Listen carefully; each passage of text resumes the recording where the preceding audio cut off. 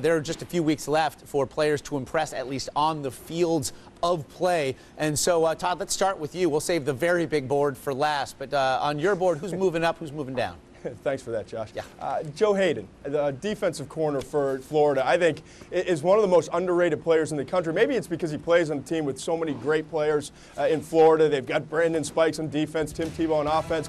But Joe Hayden is the best cornerback in the country as far as cover skills and pro potential are concerned.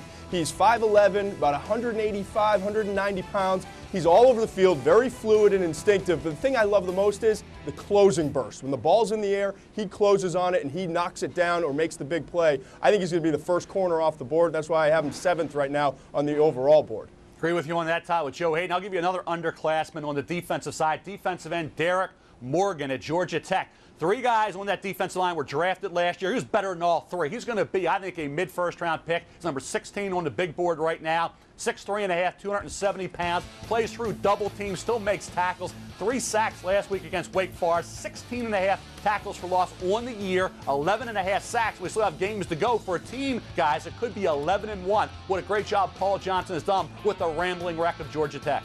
No, I'm glad you brought him in, man. We've had him at number 8. I'm telling you, he could be the first defensive end on the board. I also heard, Josh, I'm sorry, I'm going to jump in. I also heard you moved Colt McCoy out of the first round. Is that right? No, he's still in my top 25, but I project him now as a early to mid-second, borderline first, Todd. We talked about him. Jake Plummer type quarterback, and I go back to Jake Plummer. Where did he go in the draft? 2nd round, was a serviceable NFL quarterback, and I think Colt McCoy can be solid, serviceable, however you want to say. Not elite, but solid and serviceable is usually a 2nd rounder. Todd, do you have Mel on the run here?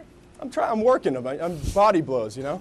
It's early for that, Todd. I'll say this: if Colt McCoy's drafted in the 1st round, and I like Colt, he's done a great job in college, but if he's drafted in the 1st round, it will be a mistake, and something tells me you and I will be debating it in late April.